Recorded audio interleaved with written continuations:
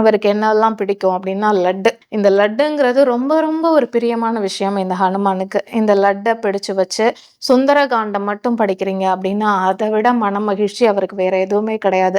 அவர மனசார உருகி அந்த லட்ட வச்சு அவருக்கு சுந்தரகாண்டம் படிச்சா, அவர் அப்படியே பரிபூரணமா நம்ம பக்கத்திலேயே இருந்து நம்மளுக்கு ஆசி குடுப்பாரு அப்படிங்கும் ஒரு பெரிய நம்பிக்கையா இருக்கு. இது மட்டும் இல்லாம செந்தூரம், வெண்ணெய், வெற்றிலை இந்த மாரி வாழைப்பழம் இதுல எது கிடைச்சாலும் நீங்க இதோட வச்சு படைக்கலாம். இந்த நாள்ல ஒருவேளை விரதம் இருக்கீங்க அப்படின்னா, உப்பு சேர்த்து சாப்பிடக்கூடாது. பொதுவாவே விரதம் இருக்கக்கூடிய நாட்கள்ல உப்பு சேர்த்து சாப்பிடாமல் இருக்கிறது ரொம்ப அவசியம்.